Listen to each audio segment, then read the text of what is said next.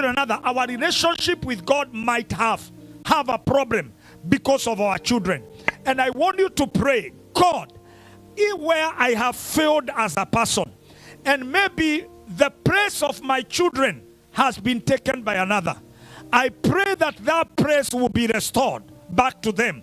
It will be restored back to them by you repenting on behalf of your children and you repenting on behalf of your siblings in Jesus' name, because they are also children of a mother and a father who is your mother.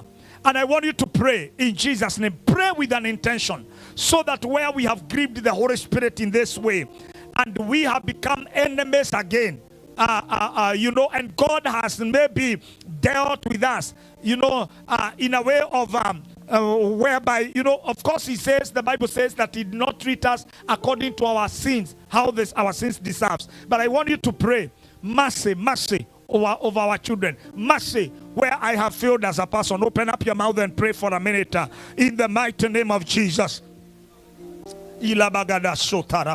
Mighty God, as a person, Lord Almighty, as a minister of the gospel, Lord Almighty, where I have condemned the children of other people, Lord Almighty, and spoken against other people's children, Jehovah God, and fearing that they have rebelled and maybe their parents are not taking care of them. It is all of us, we have failed, Lord Almighty. I pray that where, Lord Almighty, I have grieved the Holy Spirit by not taking of my own, I pray that you may forgive me. Jehovah God, forgive my life. In the name of Jesus, I pray that God Almighty, you may purify my life where I have not stood my ground. Jehovah God Almighty, to speak to my children, to speak to my daughter, Lord Almighty, and Lord dear Father, maybe in one way or another, I have been reprimanded for the sin I have committed. Lord, for my failure as a person, I pray for your forgiveness in the mighty name of Jesus. In the name of Jesus, forgive us, Lord. Forgive us, mighty King. We need to show them, Lord, your way.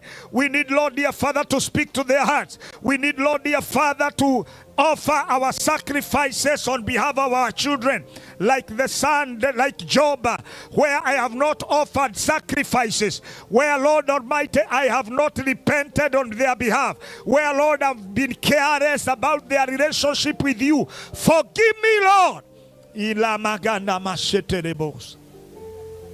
Father God, we give you praise and we give you honor.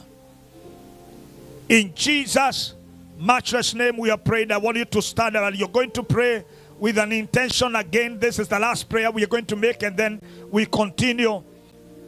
The Bible says in the book of Jeremiah chapter 5 verse 26, among my righteous people, among my righteous, there has been established wicked men who lay traps for others and destroys destinies. Now, I want you to understand there are two kinds of people God is speaking here about: the righteous people and the wicked men. These people both are planted into your life. The people, and both you can trust without knowing that you are trusting them. Now, I want you to pray that in this dispensation of divine settlement, God will sift your relationship, your associations. There are people, they need to be plucked out of your life who are wicked. There are people who conspire with others to make sure you are down. There are people who accuse you and collaborate with the enemy to destroy you. But you need to pray, to come to a place whereby you pray, oh God, purge my relationship, purge my association. If the people I'm with in my circles are not building up my life, they are defiling me and causing judgment over my life, let them be uprooted this year. Sift my relationship. I want you to open up your mouth and pray, God, if you establish a wicked man in my life, Lord Almighty, who can influence me even to sin against you and to live a life of a joker, I pray that let them be uprooted, and let the righteous men, the people who have your vision, the people who are building my life and taking me to where I'm supposed to go, Jehovah God, let them be purged. Come on, open up your mouth and pray in the name of Jesus. May the Spirit of God purge your relationship. I can't hear you. Do I hear you? Pray in the name of Jesus. Purge my relationships. Come on, open up your mouth. I can't hear you. Lord, I pray that you may purge my relationship.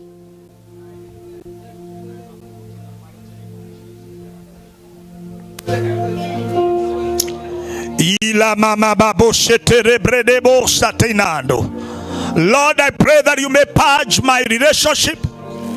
Purge my relationship, Lord. Purge my associations. Lord Almighty, if they are unrighteous people, if there are people who are setting the traps,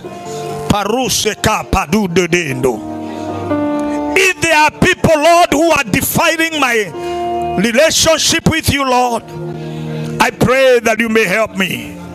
Let them be purged. Let my associations be purged. Let my relationship and my friendships be purged. In my vision, I pray, let them be purged. In the name of Jesus. Le marosa takayandos.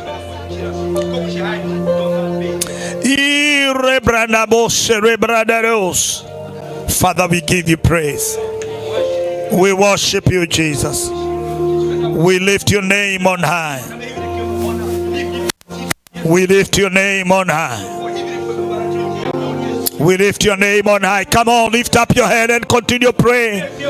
Pray that this vision, the gospel outreach, will have people who have abandoned for this work. May God plant people in this commission who have abandoned, people who can bear the burden of this vision.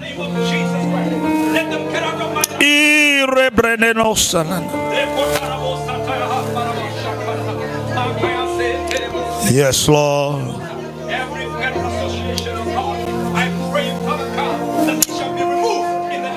In Jesus' mighty name we have prayed.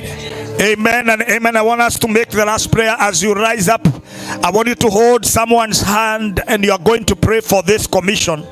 Pray for GOC. The reason as to why God planted this commission, just hold someone's hand and just pray. Pray two. Just make sure that you're praying.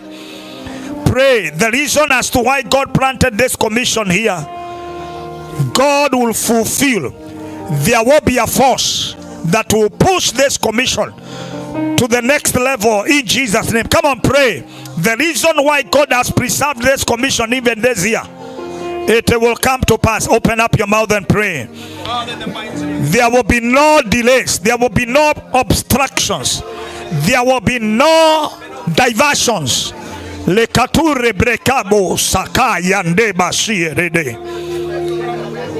We pray, Lord Almighty, the reason why you raised this commission in this land, Jehovah God Almighty, nothing will stop this work.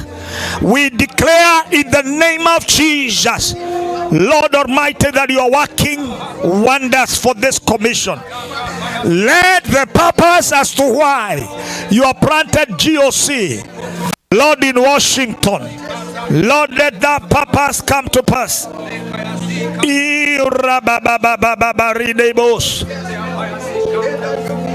We shall not be delayed. Every force from hell, every power from Jehannam, Lakature brekevoredaso,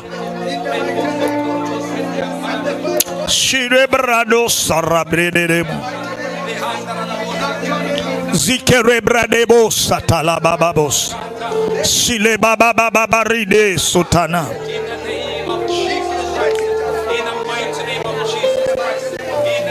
In the name of Jesus. In the name of Jesus.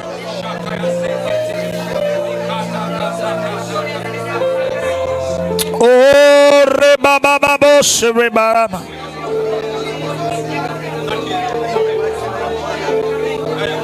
I can't hear you. Go ahead and pray. Salado paradabasebebeba.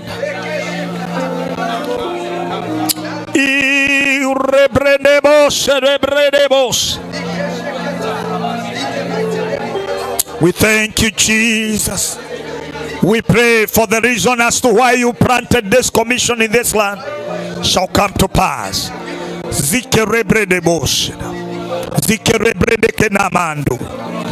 We give you praise. We thank you, Lord, for this reason. We thank you, Lord, for this reason. In Jesus' mighty name we have prayed. I want you to continue holding your hands together. And the other day we commissioned every member of this commission to go out and do a soul winning. And Pastor Grace began the journey. The enemy is not happy. The enemy is not happy about this. And we need to pray that God, every rescue we make, that fruit shall be preserved. And no force from hell will discourage them. I want you to pray. Pray even for that girl. That girl is Nancy. Nancy. Pray. She got born again. But something somewhere has happened and now she is in jail. I want you to pray that God will defend. She will not be discouraged because she turned against the enemy. Come on, open up your mouth and pray. Pray that God is going to bring many into the kingdom. Shalabagadio tabanda. Pray that this season of soul winning, God will bring many. God will bring many. Dr. Karori, please hold Pastor. Just do the holding so that something is going to happen. I can't hear you. Pray that God Almighty will help us. The soul winning, the lives we are bringing in the kingdom, the enemy will not steal them from our basket. The enemy will not pluck them out from the basket of the kingdom. Iparosati ribando. Sharabando de debos. Shalabagande bandelemos. Irebrenemos.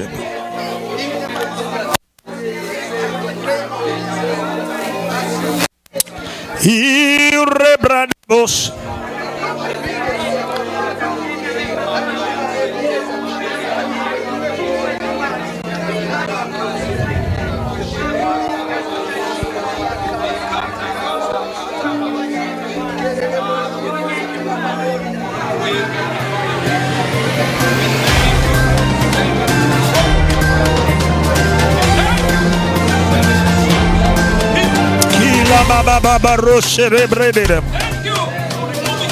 Thank you, Jesus. Thank you for giving them life, Lord Jesus. We give you praise. Lord, we thank you for this commission. And we thank you that the work that God Almighty you've called us as a commission to fulfill. Lord, you shall sift every weight. You shall sift every weight. Anything that is not of God, you declared in your word that shall be uprooted. And therefore, Lord, we declare that any force from hell that would distract us from soul winning, and Lord, dear Father, from reproduction and increase in this commission, we declare that force targeting the commission is terminated tonight in the name of Jesus. And we pray that God, you may reach out to every member of this commission. Let them have revival and they can rise up, Lord, to the task. We give you glory and honor. We thank you for your servant prophet Elias. You brought him to us again. Lord Almighty, you took him to Mexico. He went, Lord, dear Father, for the missions. And now he's back. We pray that God, you may continue using your servant. And at this time, Lord, as we hear the prophetic minutes, we pray that God Almighty, you speak to us, your servant hears. We thank you, Lord, and we give you praise for you are gracious and loving. And thank you, Lord, for the whole service. We pray that you may take charge. In Jesus' matchless name, everybody shout and bigger, amen. Put your hands together, celebrate the King of... To hug 2, 3, 5, tell them you're looking beautiful.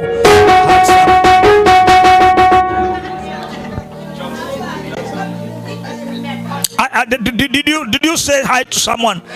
You're looking, wow.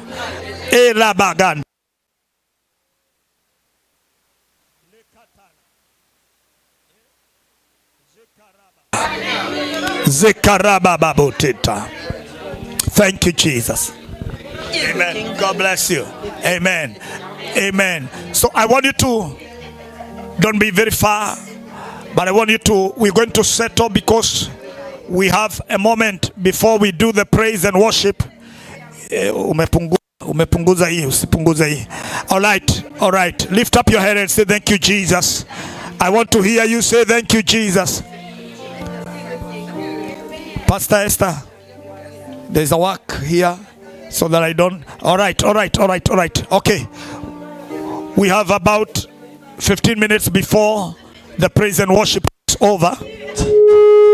Before the praise and worship takes over, 15 minutes, we have Prophet Elias, and then from there. Now, I want you to rise up.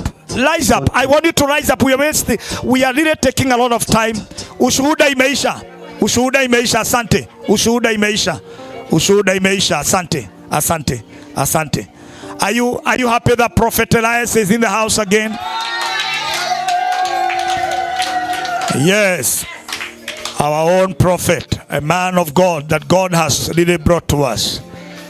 And I want us to take a little time to invite him to come and do the prophetic minutes in the presence of God, and it will be powerful. 15 minutes, and then we continue with the service. And then from there, the leader of the service just comes in. We are rushing with times. By 1 we are done here. So after that, when you come, is praise and worship, and immediately then you take, after the praise and worship, then you usher the preacher. And that is that. So lift up your head and say thank you, Jesus. So with the joy of the Lord, put your hands together and welcome the man of God, our own prophet Elias. Thank you, son. God bless you.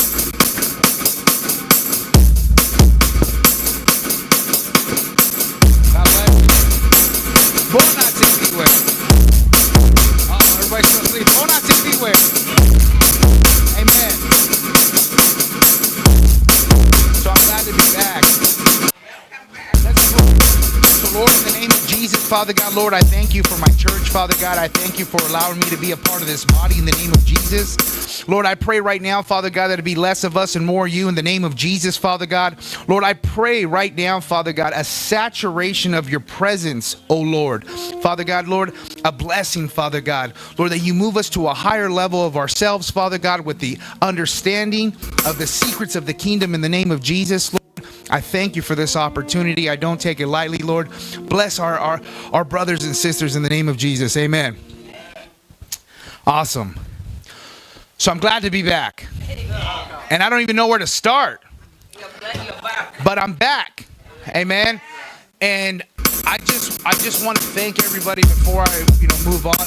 I thank everybody for the prayers, because I can hear and feel you guys in the spirit. Amen. And it was powerful because I was facing, principalities. I was facing, a different region. I was facing a bigger battle. Amen. So before I get into that, I've brought some pictures and videos to share with the congregation. Hopefully we can get those by the end of the service. If not, you'll still see them somehow, some way. Amen. So let's get into it. So I want to share a little bit on divine associations and also being used as an instrument of love. Amen. Let's get into it. Right? This opening scripture functions as a roadmap for the understanding of divine connections. Amen. One of my favorite verses in the Bible is John 15:5. Amen.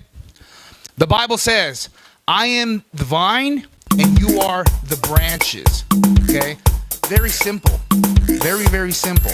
Okay. This analogy emphasizes independence, just as branches drawn sustenance from the vine, you draw strength from God. Amen. Have you ever felt a deep sense of purpose or a powerful connection that seems to guide your life? Amen. Many people experience moments where they feel linked to something greater than themselves. And in biblical context, this is often referred to a divine connection. Amen. Understanding this concept can transform how you view your relationship with God and the world around you. Amen. In a world filled with distractions and uncertainty, recognizing the significance of divine connection and association can bring clarity and peace. This week, as we brought a higher level of understanding, this whole week we've been praying on divine association, pointing out who we're associating with, right? Because it can give, or it can pull you away from God. Amen. And as we get into the importance of the divine connection or divine association and coming into communion with God. Amen. This can be and will enrich your spiritual journey. By the end, you will have a clear understanding of how to nurture this bond and experience and profound benefits in your everyday life. Amen. This divine connection that we have with the Lord is ongoing, right? God moves us from glory to glory. He asks us to come closer and closer. There's something that we have to bond to keep the bond with Him, right? We have to fall deeper in love with Him. Amen. The Bible says in Matthew 24:13, but he who endures to the end shall be saved. Amen. In the biblical context, divine association refers to a sacred bond between individuals and our Lord Jesus Christ. It represents the profound relationship and communication established with God and in the divine realm. Amen. The term divine is related to God's attributes, such as omnipotence. I always say that word wrong, okay? But that word means that God can do all things. Amen. Love and wisdom. The concept of divine order and allocations refer to the structure of purposeful arrangement established by God in creation and throughout the Bible. Okay. Now here's some keys that I want everybody to write down. Okay. These are keys, right? Understanding divine connection. It signifies a profound relationship with God that transcends belief, involving a deeper engagement and communion. Amen. When you guys are asking God, speak to me, show me, God is asking you to come closer to Him, right? Number 2, spiritual awareness. Regular prayer enhances your awareness of God's presence, helping you listen for and act upon divine guidance.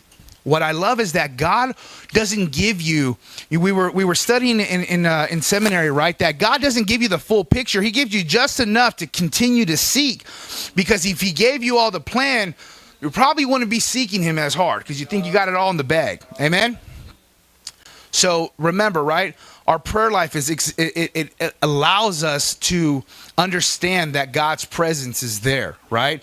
Helping us for us to listen and how to act on that unctioning of the Holy Spirit. Community engagement, fellowship with like-minded believers support and strengthen your divine connection through shared faith and experience. Amen. Acts of service. Now, here's one thing that really touched my heart. I've been studying the ministry of help. Okay? This is a ministry that is not really spoken of in the Bible.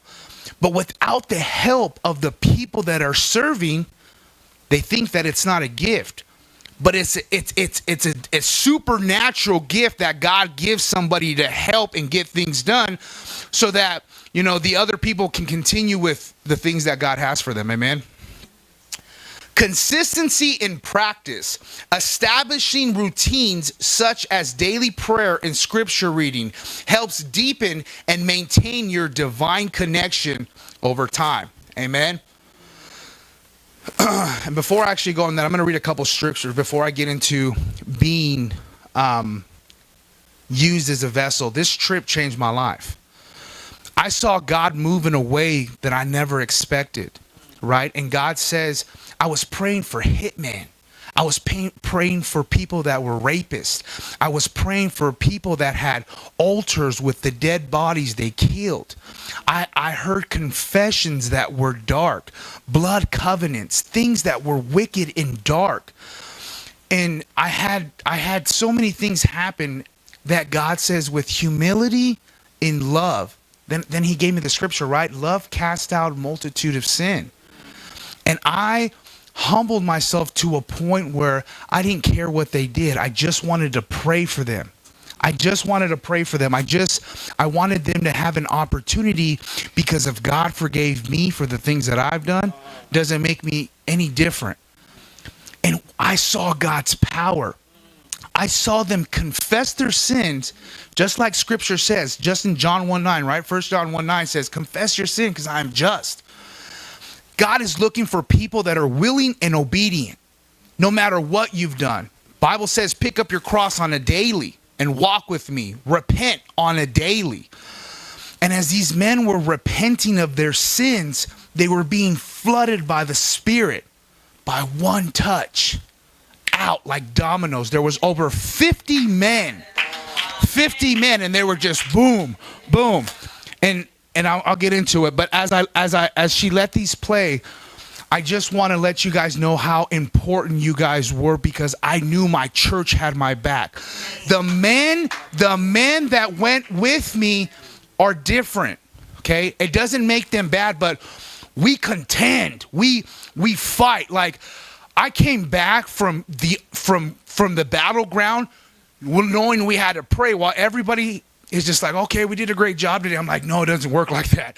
We got to go back. We got to cancel the assignments. We got to release ourselves from the entities and the things that we're facing. There's no time for sleep. Yes. You know what I'm saying? So then I would come, and there's a 2-hour difference. Amen. So as I get into this, because of time, God says you are an instrument. These demons were confessing to me, right? They were confessing that they were part of the blue lineage blood. Okay? I didn't know what that was. And God had given me a dream of this, right? Well, come out that the blue blood lineage is tied to the Nephilim spirit. I didn't know that. So God was communicating with me and warning me before I went. Amen?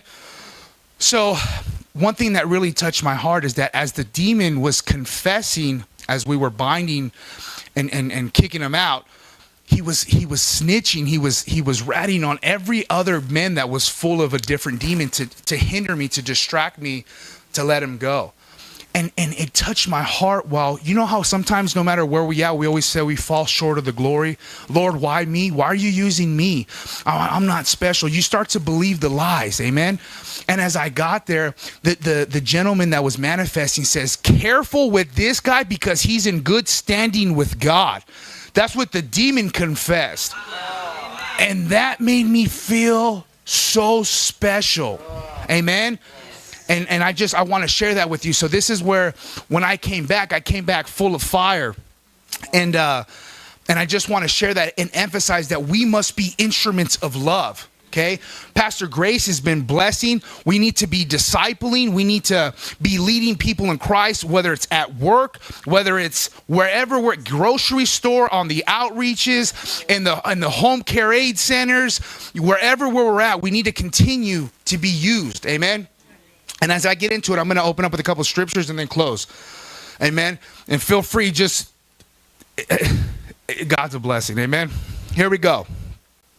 Being moved as vessels and instruments of love. The Bible says in 1 Peter 4:10, each of you should use whatever gift you have received to serve others as faithful stewards of God's grace in its various forms. Okay? When I went, these guys, the help ministry was so important because I needed to focus and I needed to pray. And one thing that God is showing me is like, right, if we don't alleviate Bishop and the leaders of this church to do what they do, we're not going to get to where we got to go, because it hinders, distracts, and it's sent as an attack to the enemy to distort the vision that God has given him for this church. Amen. We need to operate together, whether it is the greeters, the ushers, the treasurer, whatever it is that we've been asked to do, we need to do it to the fullest. Amen. Here we go. Galatians 5:13. You, my brother and sister, you are called to be free, but do not use your freedom to indulge in the flesh. Rather, serve one another humbly and in love. Amen. When I was laying hands on these gentlemen, I felt the oppression. I felt the sorrow. I felt that in their mind, they were convinced that they were never going to get an opportunity. And that broke my heart, because God gave me that opportunity. Amen. The Bible says in Mark chapter 10, verse 45, for even the Son of Man did not come to be served, but to serve and give his life as a ransom for many. Amen. Romans 12:6. We have different gifts according to the grace given to each other.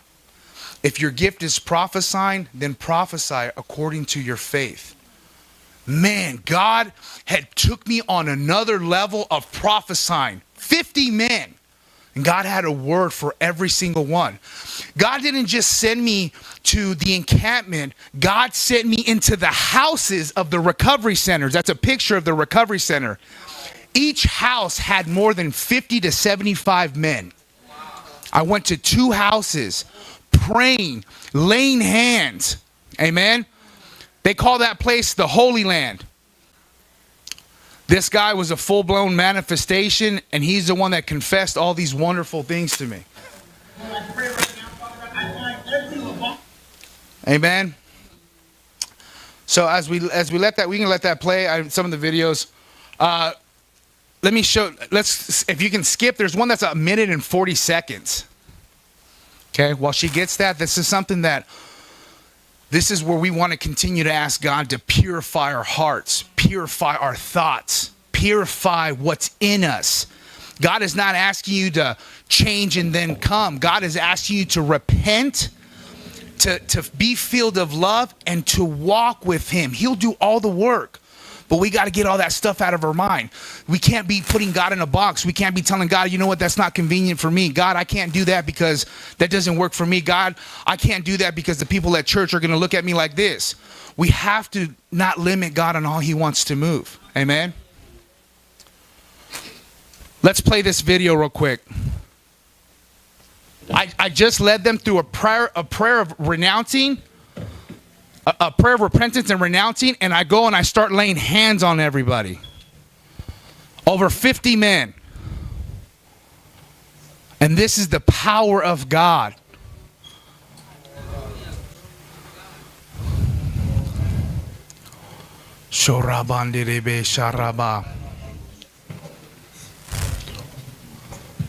This changed my life.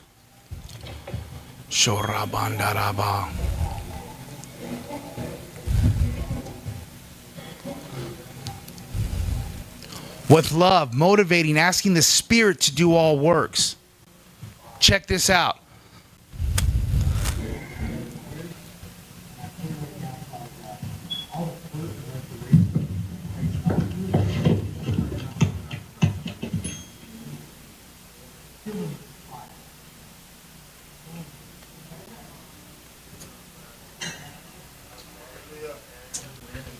The unctioning of the Holy Spirit was so heavy because these guys were seeking a Savior, right? We're battling against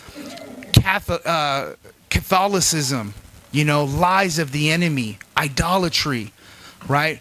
Adultery, Santa Muerte is the spirit of death. Amen. They worship that over there, right? There's blood covenants. I had a 20-year-old gentleman 20 years old. Amen. And he had over 25 people that he had killed. He's 20 years old. And he had the skulls of the people. Okay, his job was to get rid of the bodies. And he had the skulls in the altar and blood sacrifices. Amen. And God set him free. You know. So I encourage you guys. Bishop, I'll be going back in 2 weeks. We're going back for another mission. So I'm praying God that God continue to mold us. You guys are my shield when I'm out there. I thank you guys. And I'm going to share one last thing, okay? Today, as I wanted to share and talk about, God using us as a vessel, an instrument of love. That's what that looks like. Not by our power, not works of the flesh. A vessel that is willing to yield under the laws of God. Amen. This is a profound concept that speaks to our purpose and usefulness in God's plan. Amen. As followers of Christ, we often find ourselves at crossroads where we are invited to be instruments in God shining lights. Amen. Carrying hands and humble hearts in the world that's yearning for love and truth. They've been believing a lie for years. Amen. I've come here today with a testimony and to remind us of our calling and how God desires to use you for his glory. Pastor Rahab, there's only certain people that you can touch, right? Pastor Terry, there's certain people that she can touch. Pastor Mary, there's certain people that she can only touch. Pastor Ruth, there's only people that you can influence to want to be a part of the worship team. Amen. You have to use what God is giving you. Don't desire somebody else's title. Don't desire somebody else's position, because it doesn't work that way. God's plan for you is bigger than what you can think, and that's what you have to receive. God has made grace your word. Grace is, man, sometimes you walk with grace, you feel with grace, you speak with grace, you love with grace. That's grace, man. Okay, let's just take a second, okay, as we share this, let's just take a second to remember together the times God has walked with you and used you, and reflect on what it means to be an instrument of God. I know we all have God moments. I know Pastor Mary has moments where she's like, I can't believe God did that, right, Pastor Ted? We all have moments. We can't forget about those moments, and we got to continue to ask God to continue to use us in that way, right? Sometimes it's just coming up and organizing the chairs. Sometimes it's greeting. Sometimes it's helping. Sometimes it's praying. Sometimes it's outreach. But we got to get involved somehow, some way. Amen? And I close with this. In our journey of faith, we realize that being called to serve is a part of God's design for each of us. When we embrace the idea of being used as vessels or instrument of God, we understand that we have an opportunity to contribute positively in the lives around us. I baptized 26 guys. 26 guys, and the fire was so overwhelming, I couldn't breathe. The only word that I can come back and tell everybody is that one will take 1,000 to flight. God was not playing. And when I saw that, I was like, oh man, right? But here's the thing. Even with some of the mighty men of God that I was with, sometimes when God is using somebody, they'll say, all right, cool, well, he got it from here. I want to be a part of whatever it is that God is doing, right? When two come together, 10,000 will be taken to flight. We gotta emphasize and absorb and take that and run with it. You know what I'm saying? This is a place that is seeking revival. Amen. and check this out. As I fly back in, okay, as I flew back in, I had the buddy that I was with, someone had sent him a video. And it was one of the prophets that I love to watch and listen to. I learned from, right? And he says that God was calling an awakening in Mexico, and that he was rebuking the spirit of death, which is Santa Muerte. and said God is bringing Santa Vida, which is, the life of the saints. And I go, man, I just came back. I was part of what God was doing there. Amen. So I thank you.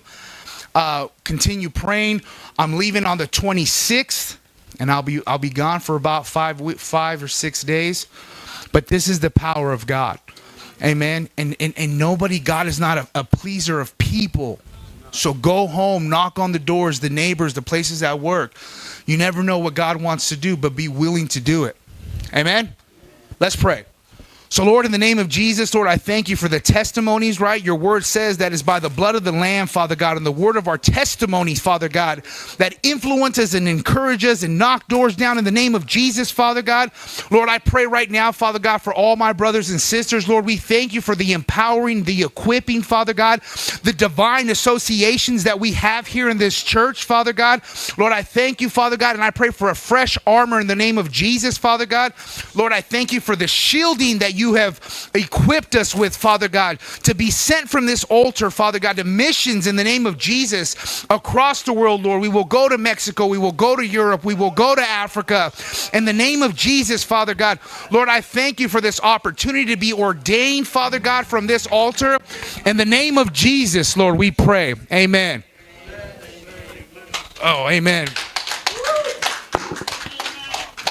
Thank you. I want us to rise up and pray and cover him, because that work that is done there is not a joke.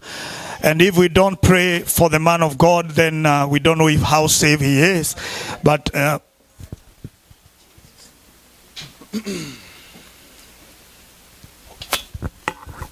praise the Lord.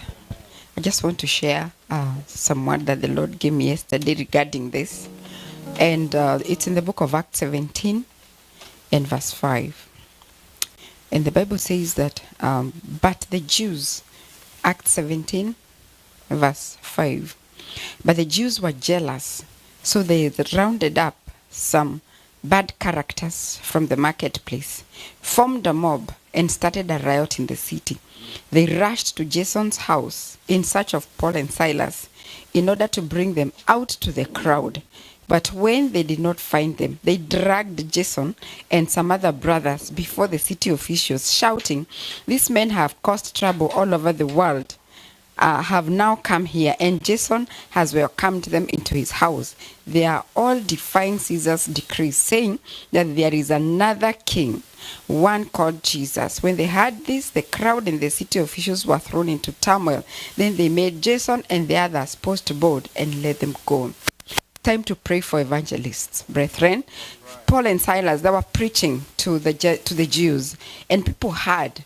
And the Bible says that they were provoked, and they walked to where Paul and Silas were, even into Jason's house. And I felt that we need to pray as we reach out, as we go out, for all of us, even for Prophet Elias as he goes out, or even as I go out. And the testimony we all heard of how the Lord saved that girl. And I come with those 2 girls in the morning, they're sisters. And I just woke up, I slept for 2 hours because I was on night shift. And then by the time I woke up, they are not there. They were not in the house. So it's like, where are you? We've come to do a few errands. And we were coming to church. And they knew the bishop was waiting for them. And then the day before yesterday, there was the spirit of disagreement between the sisters. And they fought. And one called the police. So this one who called the police that she's been fought is the one who was taken in. Because after the case, she was found to be at fault. When you look at it, it's not nothing normal. It's because the devil is provoked. So we need to pray as the bishop is doing, to pray for us all and to cover us with the blood of Jesus. And even Prophet Elias, it's warfare, brethren. amen. This is we need to really pray, and also pray for Prophet Elias, and also pray. And I want us, this is a responsibility for all of us to take charge, all of us. We say that every Sunday you bring people. We have an obligation of doing this up to the month of June, that you have preached to the least you can have done, you can brought into church is there are 5 people. Not less than 5 people. So I want us to pray that God is going to preserve the servant of God from every counter attack of the enemy in Jesus. Lift up your hand and pray for a minute. The enemy will not attack him in Jesus' mighty name. Come. Open up your mouth and pray, everybody. Father God, we thank you for your servant. Lord, I thank you for his life. I surround your servant with the blood of Jesus. As Lord, dear Father, he has taken this course into his heart. Lord Almighty, I commission him, Lord, dear Father God, and pray that the grace of God will rise upon his life. You protect him, Father God Almighty, from every attack of the enemy in the name of Jesus. I cancel every plan, every scheme of the enemy, every arrow the enemy might throw, counterattacks of every kind, in the mighty name of Jesus. I declare he's preserved. His children is preserved in the mighty name of Jesus. His ministry is preserved. Lord Almighty, dear Father, in 2 weeks, Lord, he will be going back, Lord, dear Father, to Mexico. I pray that in the name of Jesus you preserve him. Lord Almighty, the lives he has rescued, the enemy will not attack him. In the name of Jesus, his health is safe. His life is safe. His mental health is clear and clean, and also no defilement of the enemy over his life. We declare, Lord Almighty, your servant is safe. And thank you, Lord, for you have heard our prayer, because God, you are faithful. I also pray for that sister, Lord Nancy, who is in prison. We call her back, Lord, dear Father, and declare that counterattack and the confusion of the enemy will not discourage Nancy. Nancy, we declare you are preserved in the name of Jesus. We thank you, Lord Almighty. We pray that everyone will carry this burden into their hearts. Lord, we thank you. We give you praise. In Jesus' matchless name, everybody shout amen. Put your hands together and we celebrate God. Thank you, son. Thank you. Doing great. Amen and amen.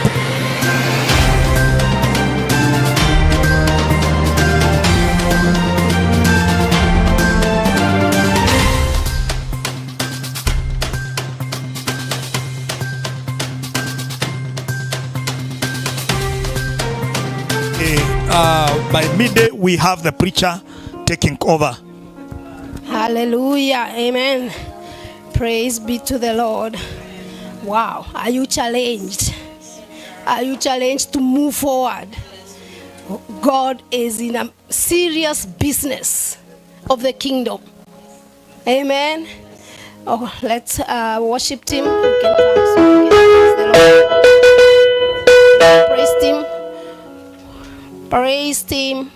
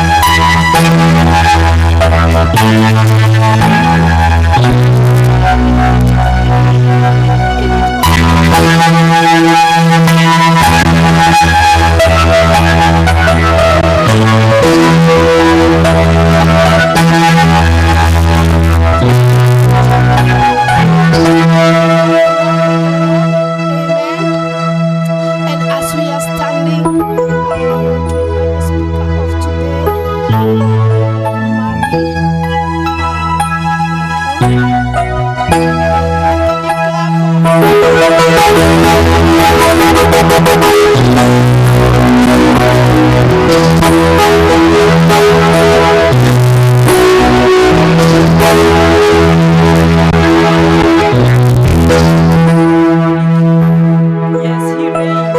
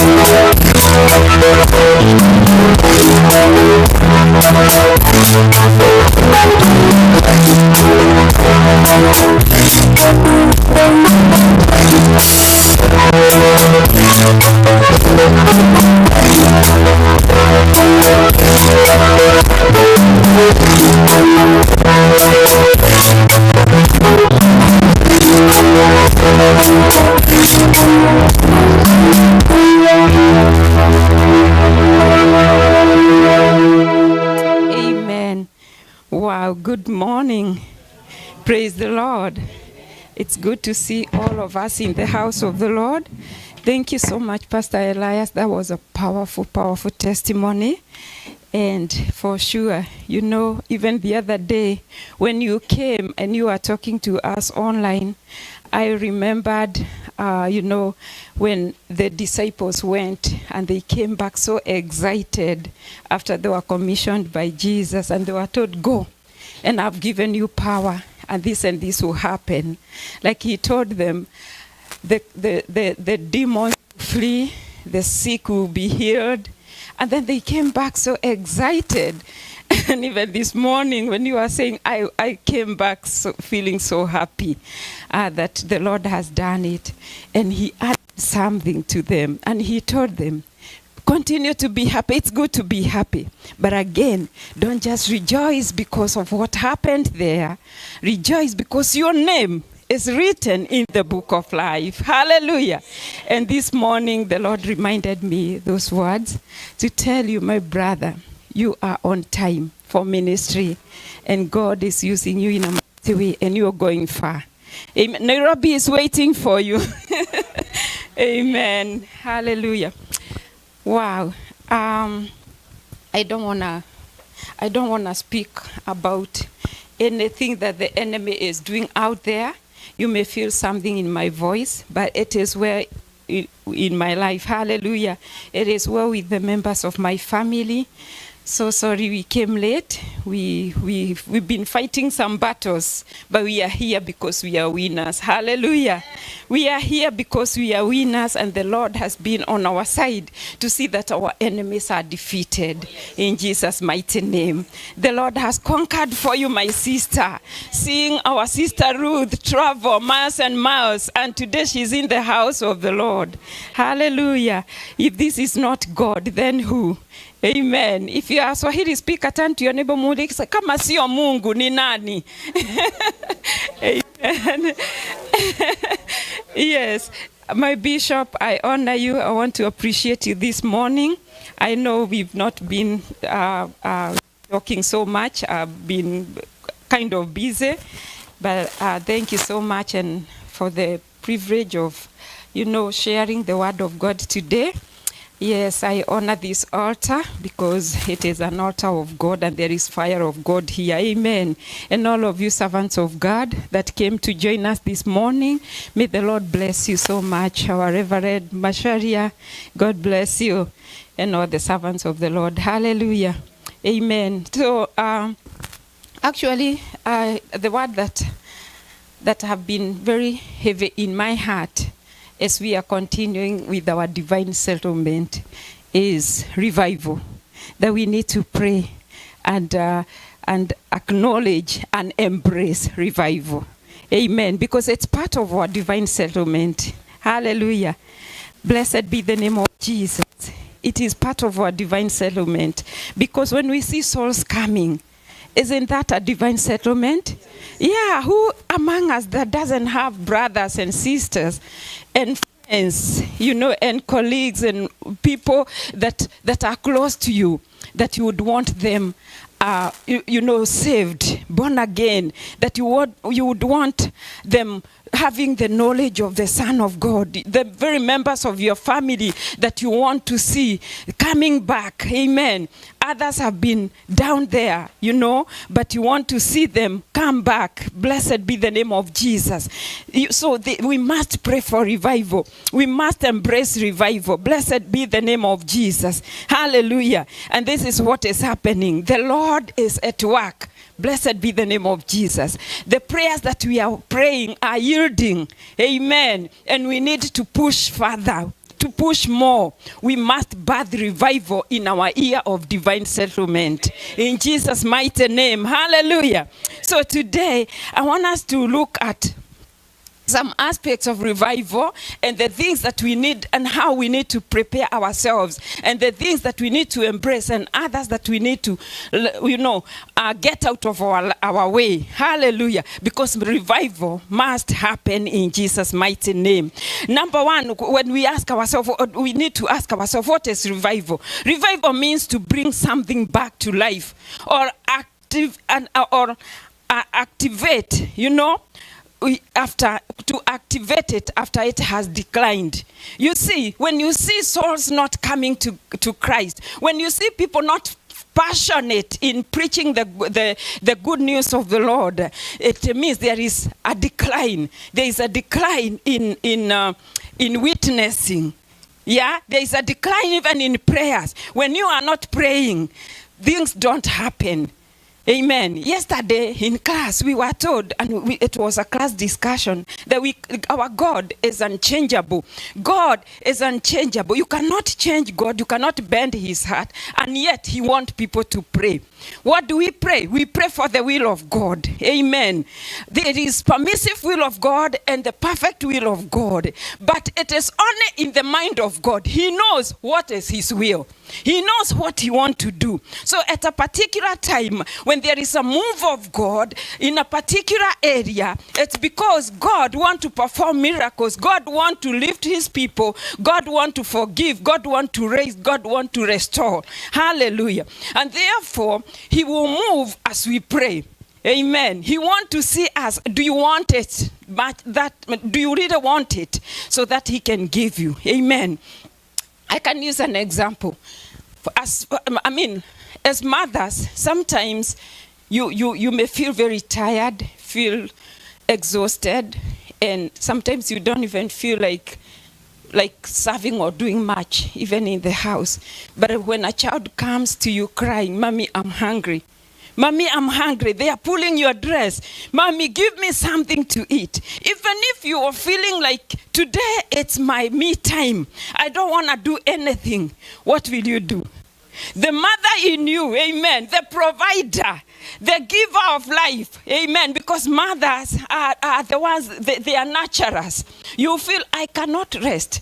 It was a me time. Even if you had worn the mud on your face, you know, and you are waiting for 15 minutes, the munaitaje, whatever, mask, utaitoa, you're gonna remove it and go to the kitchen because somebody is calling your attention and they need you to take care of them. Blessed be the name of Jesus. So when we pray, our God sees the heart and he will move on our behalf. Amen.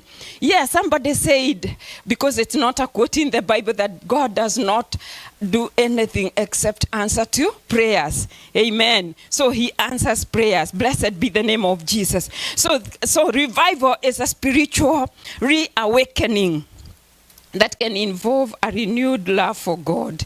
Amen. Hallelujah. Yes, a renewed love for God. Like you are not, okay, we're going to see that, what happens when revival is, when you are desiring for revival or when it's about to break forth. Hallelujah.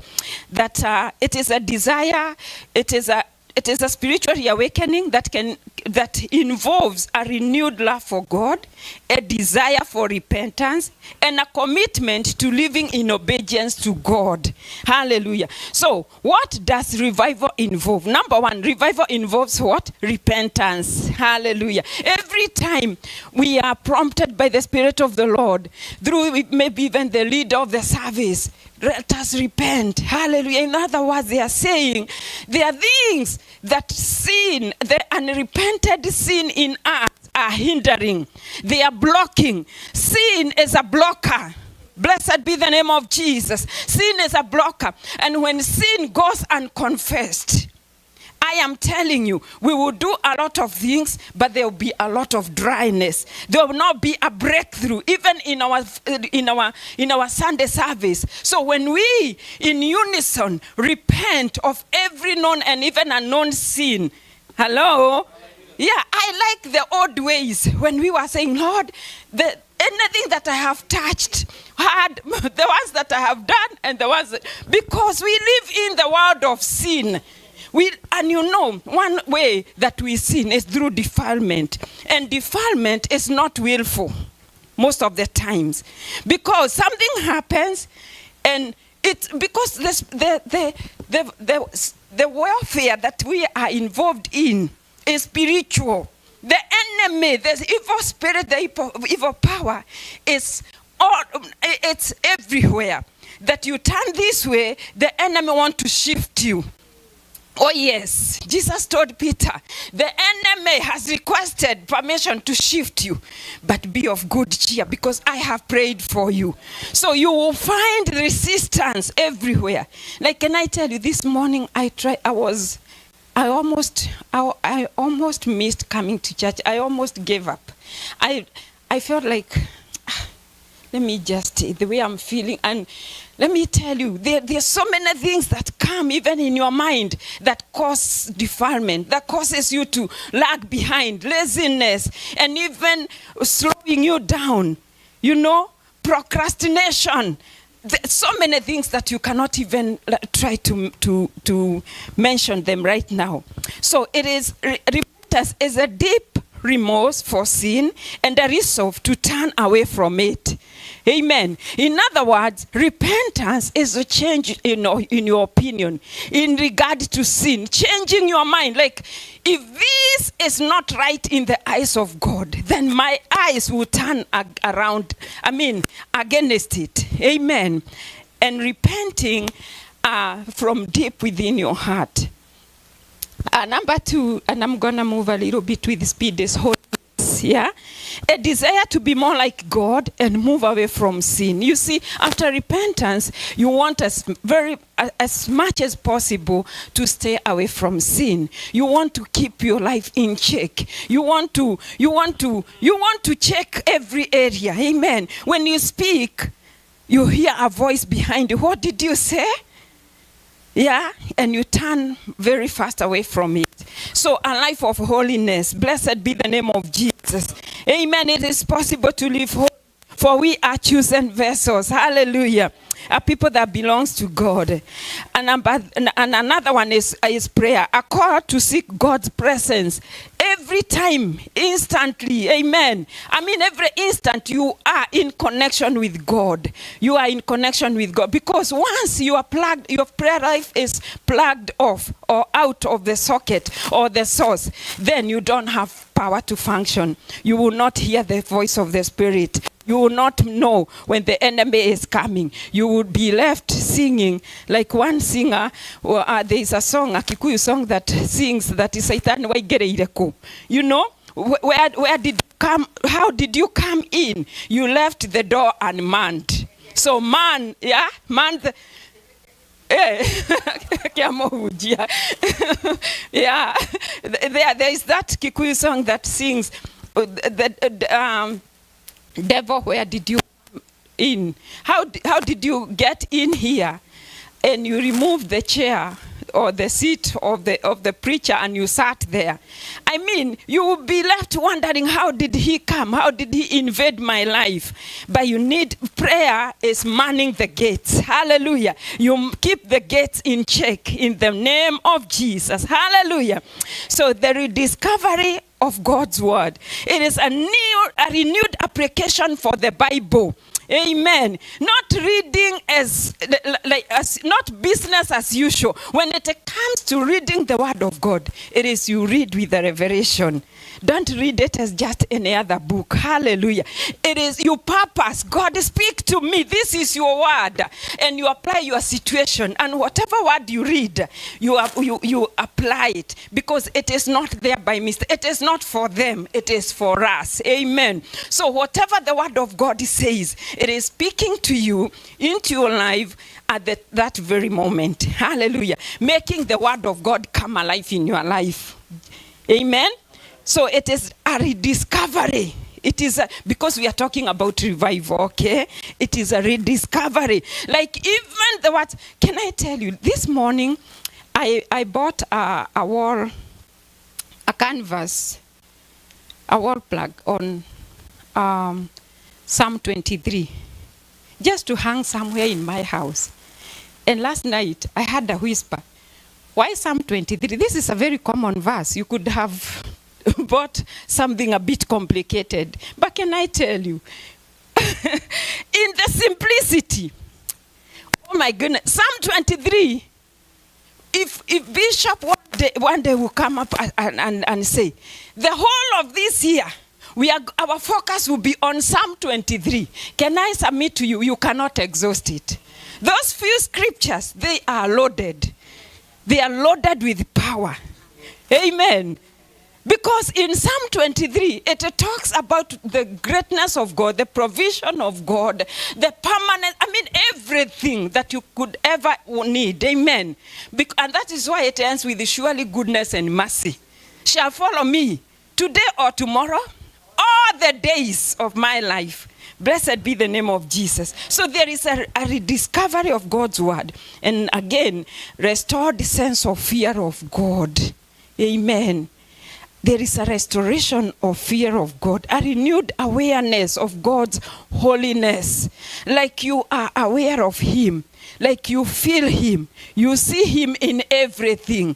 Amen. You know, there are people whose eyes and eyes are open to only see devil, only see, yeah? Even when you are doing your stuff in the house, if you trip, it's the devil. But let me tell you, when you are ready for revival, when you are seeking revival, you will see God in everything. Blessed be the name of Jesus. And even around you, things will start happening. I was giving my husband a testimony this morning that you will know that it is God's time. like for that testimony our brother is giving, and the way the doors are opening for speaking the word of God, when you start seeing things around you happening. Yesterday, somebody who is really, you know, those people that you can call introverts, eh? Somebody that he will not even, sometimes you even greet him and he will just look at you. But last evening he told me, "Oh, Maggie, do you know of any church around here that I can go to?" And I looked at him and I'm like, "Huh? You?" He said, "Yes, I want to go to church, but I want to go to a Catholic church. Is there a Catholic church around here?" I told him, "Okay, you know, that's a very, to me, I saw God." Amen. It is a step towards somewhere. Amen. I told him, we can go and look at the one that is around here and see their timings. Are you going to go tomorrow? Are you going to attend church tomorrow? And he promised, "Yes, I will." And I'm like, coming from this kind of a person, and I said, "God, you are moving." Amen. The other day I went to make my nails somewhere, and I talked to a guy, and I asked him, because it was a Sunday, because I had traveled and it was afternoon, and me and my husband, we decided to have a me time, which is good, okay? It's good. We decided to treat ourselves. So we went somewhere, and I was talking to that guy, and I told him, "When you are not making people's nails on Sunday, where else do you go?" And he told me, "I used to go to church, but not anymore." I told him, "What happened? Did God move? What happened between you and God?" And I started speaking the word of God to him. And he told me, "You know what? I think this year I will start going to church." I mean, things are happening. And don't keep your mouth shut. Just speak. You see, there is this scripture that says, so put your seed in the ground in the morning, in the noontime, and even in the evening, because you don't know which one. Yeah, I thank God for my mother tongue, because my shosho used to tell me, "Otamelithetie datikaga kuhanda." Amen. That, oh my goodness, that is very powerful proverb. That you can keep sowing until you see the results. If you have any experience in farming, you know that all the seeds that you put to the ground does not always sprout, isn't it? Sometimes you put a lot and then you find that it's one here, another one there. So what do? Because it didn't come up, what do? You go back again with the seed and put another seed on the ground. That the thing, even in speaking the gospel, if you have been preaching or even praying for somebody, until they have come to the power of salvation, until they have confessed Jesus as their Savior, don't say, "Oh, this one I've been preaching to him." Amen. I've been talking to my brother here, and I told him, we've been looking for your daughter. I don't like this thing of when you hear something small they're happening, the people come back and start celebrating that, "Oh, the girl has been found." Until we see her and touch her, we will not stop. Because finding somebody, it is touching them and seeing them, not hearing. Amen. Hey, blessed be the name of Jesus. Habakkuk 3:2 said, "Oh Lord, I have heard your speech and was afraid. Oh Lord, revive your work in the midst of the years." Because yes, I heard, but I want to see it now. Amen. We cannot grow in the fire of yesterday. We want the fire here. Blessed be the name of Jesus. We want the fire. We want the warmth now. We want to see it happening. Thank God for Azusa. It happened. But we can make our own Azusa here. We can make Federal Way known like Azusa. Blessed be the name of Jesus. Yeah, there's nothing special with Azusa. You don't even know how many bars are in that street. You don't know how many bad stuff that happens around that street. It was just a normal street, just like any other street. Just like 312 here. Hallelujah. But if people can come together and call on the name of God and revival breaks forth, The next day, you can see 312 in the newspapers, and even in the books of history of things that happened here because some people prayed. Go read about Azusa. It was just, a few people that were spirit-filled, and they moved and they took a step and they prayed. Hallelujah. And things started happening. Blessed be the name of Jesus. So, spiritual rebirth, it is a time when people with no faith find it for the first time. That this one, the rebirth is, people that have never even been to church, the people that have never even known what it is to receive Christ. And now they are hearing it for the first time. Oh, you might be wondering, I know. Do you mean there are people? Yes, I am telling you, there are people who have never heard of the gospel. Even here, we say that America is a first world, yeah, but there are people who are very ignorant as far as the gospel is concerned. Yes. I was surprised. Let me tell you, it's good to go to school, yeah? I'm doing research on unchurched areas in Washington. I'll come here and I'll give you statistics. You will be surprised. You will be surprised, I'm telling you, that they are unchurched. I thought, and I was telling my teacher yesterday, that I thought that being unchurched is lack of church buildings. Like you don't have church buildings. Unchurched means, regardless of how many church buildings we have, those are just buildings. Don't be deceived. Like in the area I live in, Tacoma, I can count churches. There are so many. But guess what? There are so many people who live just next to church who have never gone to church, who do not even understand what happens there. They know it's a church, but they always thought it is for them. It is just for those people who go there. I don't even know what they go there to do. Am I right, my brother? You talk to somebody and you're like, going to church? Like I went to India and I was asking somebody about a church and he was like, church? To do what? I told him, church of worship, to pray. You know the language, yeah? And then he said, oh, I know one. There is a church of Mary and there is one for a church for Joseph. Which one do you want? I said, oh, you know Mary and Joseph? I said, yeah, take me to that one.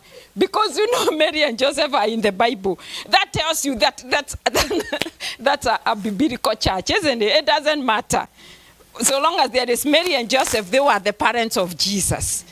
So I told him, take me to that one. And he said, he directed us. But finally, we were able to find a church in the midst of all that confusion of a people who have over 3 million gods.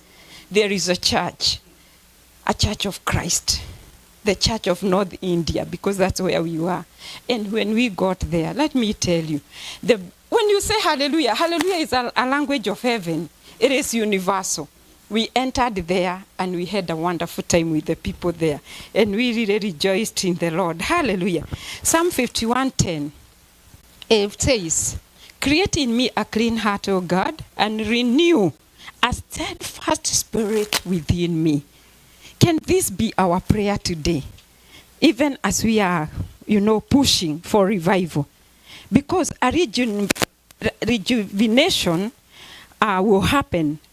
What is a rejuvenation? It is a time when people with a large faith find new energy. Resurrection, a time when people with dead faith find spiritual life again. The psalmist said, create in me a clean heart, God, and renew a steadfast spirit within me. Finally, Isaiah 57:15. I will dwell in the high and lowly place, and also with him who is of a contrite and lowly spirit. To revive the spirit of the lowly and to revive the heart of the contrite. Blessed be the name of Jesus. It cannot happen otherwise. Let's humble ourselves before the Lord and ask in humility.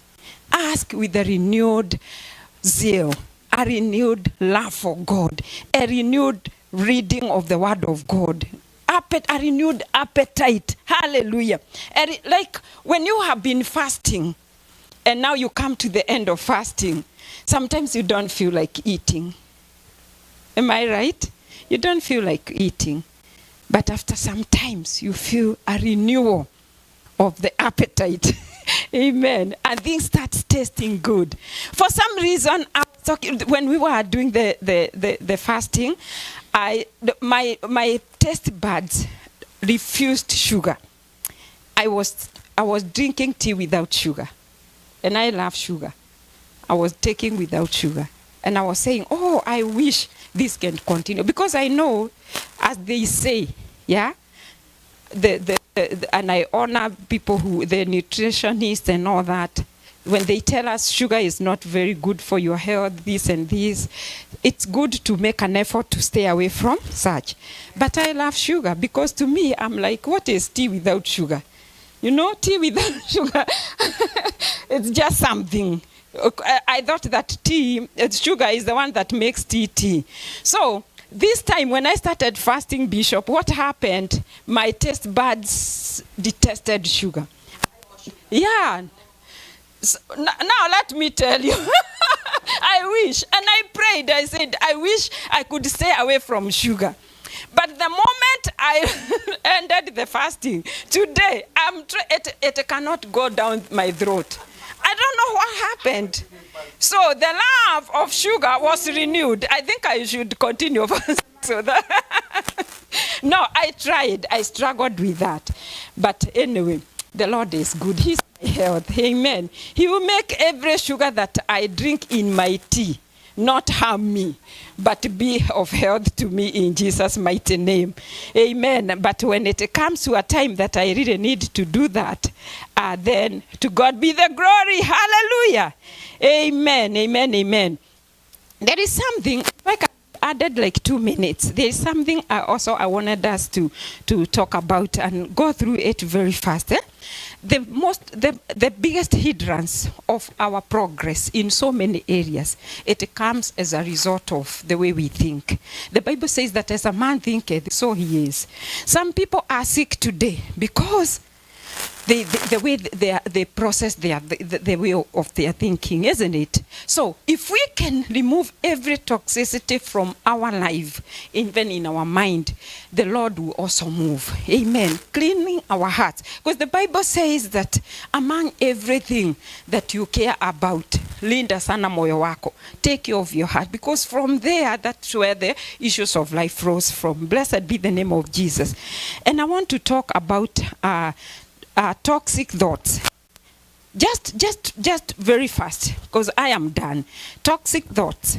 So beware of these thoughts and use these strategies to increase your emotional rest. Because if you are not at rest, even emotionally, I am telling you, even prayer, reading, you cannot. Number one toxic thought is, I will always be alone.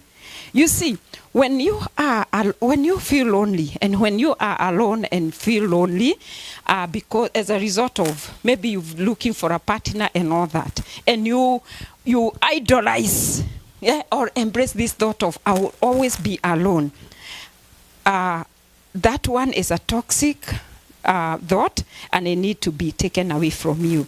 Periods of loneliness and feelings of isolation are normal human emotions. However, they become toxic when you think things will always be this way. Like, I will never find someone. I will never find someone to love me. I will never find a partner. And especially this one attacks people around this time. We are in the month of love. We are about to see, lovers celebrating and going out. And now your mind is guided. In 4 days, lovers will be going out for dinners and all that. But I am all alone. I will never find someone to love me. Can you say hiyo ishindwe in Jesus' name? So instead of thinking you will always be alone, focus on building the relationships around you. Around you. Do you have loving parents or siblings? Do you have amazing friends or co-workers? If you look carefully, you will see you will never truly be alone. There is someone that loves you. Someone loves you. Amen. Hallelujah. Someone loves you. Your child loves you. Your mother loves you. Your friend, your colleague. you will find someone that truly loves you. Another toxic thought is, I hate my body. Oh my goodness. Especially wamama. You look yourself in the mirror, because I don't know who said that a particular kind of a body is the godly body. There is nothing. We are fearfully and wonderfully made. Amen. And when God was making you, he put something here, he put it another one here, and wherever he wanted. And you are God, the way God wants you to be. Love yourself. Come on, somebody, love yourself and don't compare yourself with anybody. Are we competing? No. Hey, love yourself. Amen. Another toxic love is, I'm not happy with my career. If you're not happy with your career, you can change jobs. Amen. Yeah, you can train yourself. It is not too late even to start all over again. But don't let that be a blocker that you cannot even relax, even in the house of God. Oh, now I'm about to go to work. Things are like this. Why am I in this career? Please, you can do something about it. Amen. Determine if you are in a new season of your life, or if you just need to awake the passion in your current job. Just determine, okay? Okay? You may be directed by the Spirit of God to pursue a different career path. Toxic thought number 4 is, I'm not worthy. This one is a whole sermon. Yeah? So this toxic thought can take many forms. You may feel unworthy of love, success, money, or other things. You may believe that you always have to suffer and struggle. You may decide that you're not meant for greater things. This toxic thought can take you from enjoying life and finding happiness. These feelings of worthiness are only in your mind. You are a unique person who has value. Always tell yourself that. Let me tell you, if you meet someone with this kind of a toxic thought that he is not worthy, even if you give them what, they will never appreciate. Yeah. Even if they because they don't feel worthy, give them $100 and they are like, they can even cry. Oh my God, she gave me $100. Kegunyo, who am I to receive this? I am telling you, you've never seen this kind of people, and you thought that you are doing good to them. You give them a ride in your car, and they are like, oh my goodness, am I smelling? Why did she stop to? I've seen this kind of people. I'm telling you, can we remove this kind of evil and toxic thought? The last one is, I don't have enough. This toxic thought can manifest itself in multiple ways, such as thinking you don't have enough money, skills, talents, or abilities. You may also think you don't have enough connections, friends, or things. Scarcity thoughts stop you from appreciating what you already have around you.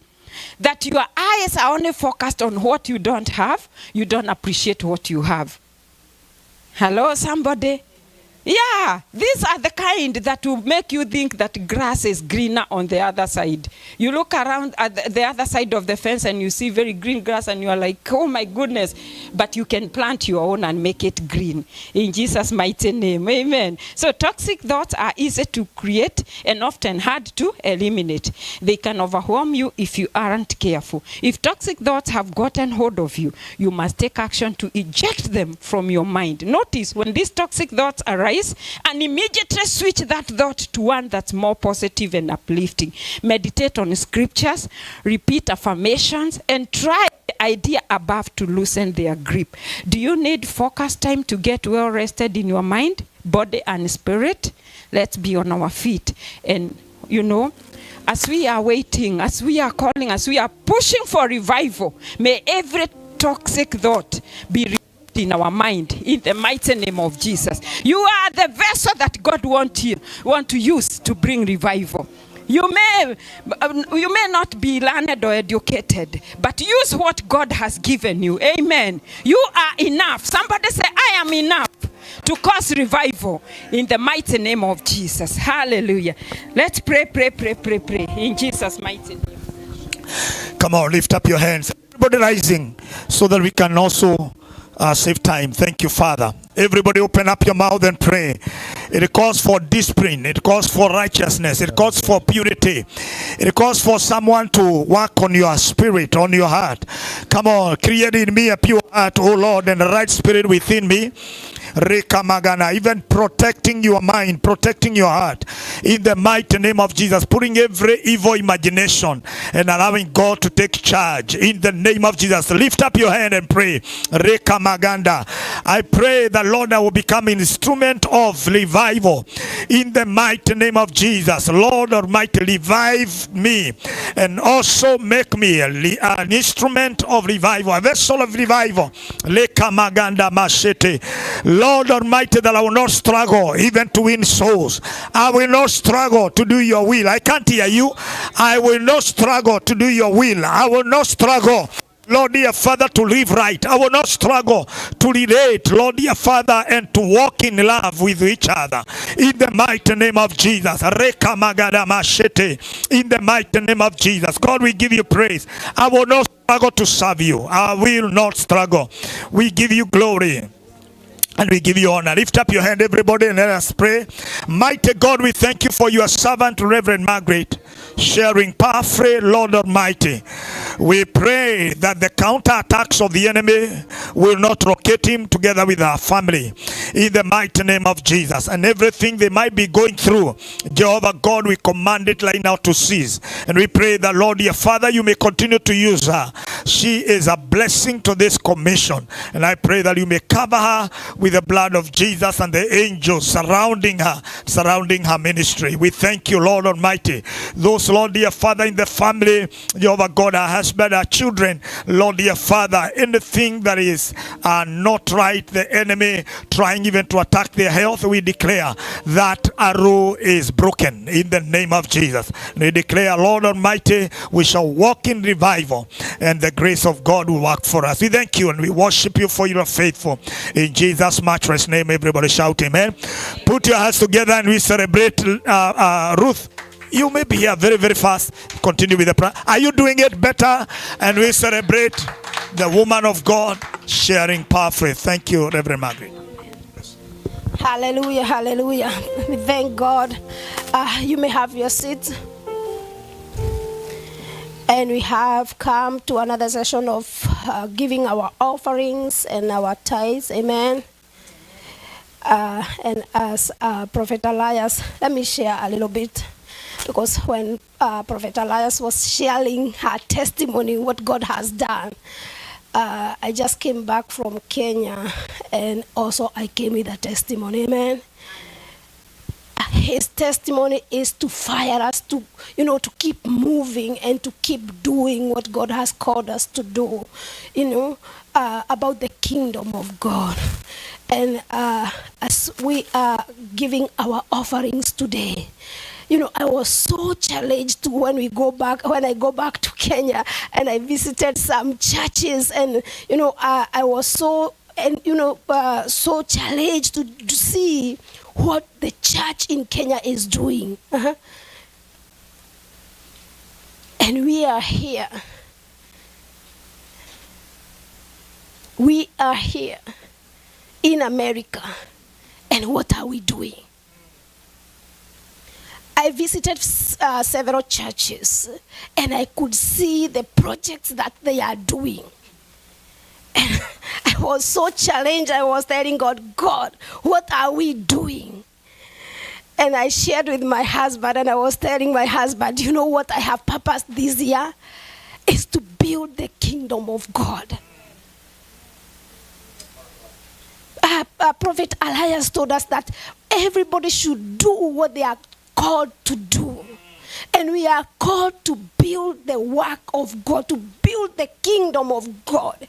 And as I say, building the kingdom of God, the work of, we cannot live in a place of renting. We cannot live in a place that is not of our own. As he go out like that, and as we go out and we are bringing in, the harvest, where are we bringing the harvest? So as the evangelists are going out, also we need to know and to think, where are we bringing the harvest? Amen. And so as you give, as you have purpose to give, I urge you, brethren, it's time to build the house of God. Amen. Let it be in your heart. Have that burden, have that fire. You see, like Prophet Elias, he have that, that fire of winning souls. Let also have that fire of, of building the king, building the house of God. I was so challenged, I'm telling you. I could go to some churches in the village that you hear the projects that they are, they are projects of 50 million, 60 million. And I'm like looking and who here is building 60 million project? I couldn't see them. But I'm telling you, as I listen and I dig what they have done, they have already bought like 4 million plot. And you look who have bought those, the land, you couldn't see them. But, the Holy Spirit spoke to me. I heard it in my heart that it's not the people. It's the heart of the people. It's the heart of the people. If we have the heart, we are in America, people. We are not in Kenya. I know most of you here. Most people have called you back home. Oh, we are building, we are doing this, and you said something. What about where you fellowship? What about where you call home? I pray that you have this burden, because it's burning me, for real. I told my husband, if I have purpose something to do this year, is to build the house of God.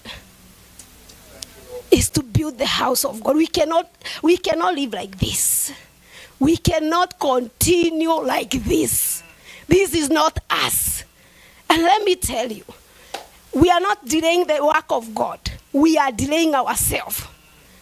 Because whatever God wants to do, it's through us. It is his work. It's not our work. It's not our ability. It is his work working through us. Working the house of God. God is building that house through us. It's depend on your willingness to do it. Can you find it in your heart? Have that burden that we are not supposed to be like this. We are blessed of the Lord. We are blessed. If those people in the village can have a project of 60 million, who are we? We are more than that. We are blessed. We in a land that is, a lot of opportunity. We need to do something as you give. And let it be your prayer this year that God help me to build your house. Don't wait until the bishop keep pushing us. Let it from your heart. Take that burden and let come and support the man of God. He have the vision. We were praying, and the prayer was why GOC, this commission, it's here. Why? And in that why, it's why you are here. Because God bring a vision and bring people to accomplish that vision. And that to complete that vision, it's me and you. And as we give, I pray that God, you raise people in this house, that you carry the vision that is in the man of God, and we will accomplish that which God has seen. This year is a year of building that divine settlement. It's about, like God settling us, God agreeing. We are agreeing with what God has said concerning GOC. And that include the building, include the sanctuary, include the missions, include many things. I pray that our mind will change, because this is revival. Our mind will change toward the house of God. As you go work there, no, God God take you out from Africa because of this commission. God brought you out and placed you here because of his assignment. May you align yourself with the assignment of God, because that is the assignment. That's why you are here. As we give today, may we give cheerfully. May we give cheerfully as we worship God with our substance. May you give, having that agenda of God in your heart. Amen. Amen.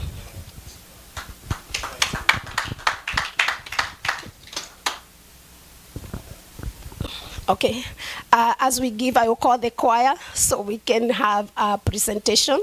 Amen. Amen.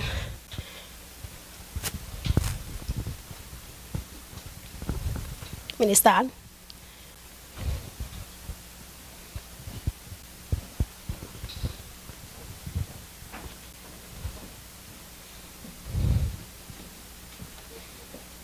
While we are waiting for the choir members, and we are going to sing a very simple song, which was sung by our sister Sarah Kay.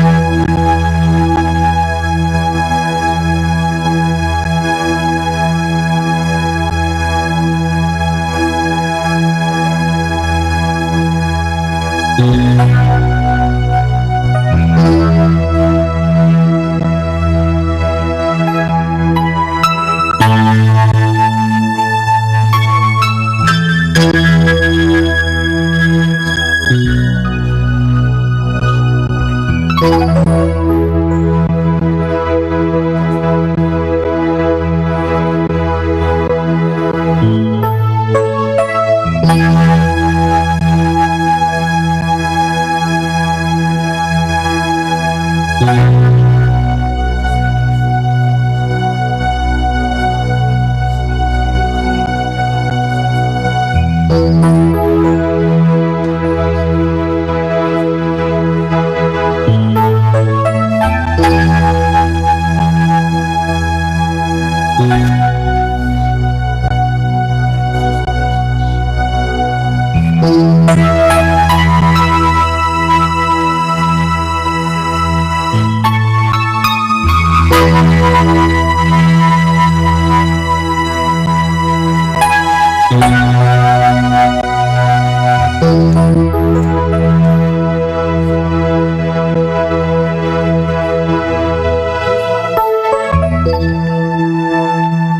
you cannot be the king and then we are queens and we are men.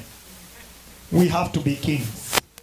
We are tapping the grace ili tutembeage na ile mkwajo yako, tusemage sisi ni matajiri tukiwa na magodfather. This man we can work it out. So begin now. Yeah, the coming week, let us do things. Everybody say amen. So I want to pray for the offering and the sacrifices. But when we are giving, let us be very, purposeful.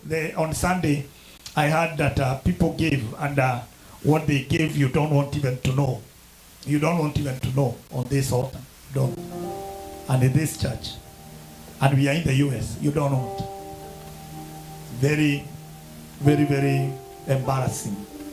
But let's serve God as God and honor Him who has opened doors for us so that our place can never be taken by another. In the morning we prayed and repented because of our children, where we have failed to take care of our children. So that our place and the children, we don't have Samuel in the place of the children of Eli. Let's close our eyes and lift up our hands, everybody. I want us to tell the Lord for a minute. You're just going to open up your mouth and tell the Lord, where I have not served you with my resources, and you see me as a failure. You regret that I did not do the right thing. Forgive me. And I purpose to rise up. Everybody, open up your mouth and pray for a minute. God Almighty, we have not served you as a commission the way we are supposed to serve you. And Lord, when we hear, Lord, our sister and our vice chair, Mrs. Kelly, sharing this, Lord, dear Father, we repent. We repent that you have brought in us into the US. We don't want to lose our position, God Almighty, and our position be given other people who, when they look at us, they see they are with the US and we really need help. We really need to be helped. We can carry the burden, us, and bear the burden in our shoulders and move with it. Lord, I repent on behalf of this commission and declare that, God Almighty, we cannot go to another year without our own premises. Because, God, the question was, as we do the soul winning, where are we bringing people? Lord Almighty, we need to bring people in a place where, God Almighty, we are harvesting for your kingdom, depopulating the kingdom of hell and populating the kingdom of heaven. So, Lord, dear Father, we have heard your call. We shall obey. Forgive us where we have been disobedient, and Lord, we have concentrated on our lives. That is why sometimes we are not even making a progress. Lord Almighty, we pray, forgive us and help us to carry this burden as we live here. Thank you, Lord, for every giver that have given their offering. Jehovah God, sometimes we do it like it's just normal to do that, and we give you the leftovers. Forgive us. But today, Father God, we have decided that we are not going to hear this call again. We shall obey you. You've given us jobs. We shall honor you as God. Lord, dear Father God, when we see some churches, the mainstream, Lord, they do things out of law. And God, they obey the law of their churches. Because we are operating under grace, we've taken grace for granted. Forgive us where we have failed you. Lord, thank you. Every giver, we pray that you may bless them. Even those who have given on Zere, we pray that you may reach out to them with your blessing. There are people, Lord dear Father, sometimes they are at work, but they are so faithful with their tithing. Thank you, Lord Almighty, for our sister Juliet, Mary Juliet, together with her family, Samson. We pray that you may bless them for being faithful with their tithing. Bless them. Thank you, Lord Almighty, for your servants here. Thank you for Mrs. Ruth Kiari. Thank you for Elder Veronica Kamau. And thank you, Father, for Pastor Judy, for this honor of giving their tithe. I pray that God, you may rebuke the devourer of their finances. And Lord, dear Father, they shall not lose again. You continue experiencing blessing. Heaven will open for them. Lord, as they have honored you, Lord, cause them to be honored. Let jobs, let opportunities, Lord, dear Father, locate them. And we thank you for your faithfulness. We bless the tithing and the offering to you and dedicate them to you, Lord. And every benefit that comes with tithing and offering becomes our inheritance. And in the name of the Father, the Son, and the Holy Spirit, we have prayed. Put your hands together. We celebrate God. Thank you. Thank you. Humility. God bless you. God bless you. Put your hands together. More than that, I will still welcome. Let's be seated a little bit, because I will still welcome the leader to continue. But before that, I wanted to, with permission, Mama Ruth, I introduce someone here, and then after that we continue. Our program, we got a little bit late, but we're going to catch up. We have two. We have three kind of groups we have done as readers. Reverend Joseph, please, the honors, Mama, to Mama. Reverend Joseph, in April we are launching the book redefining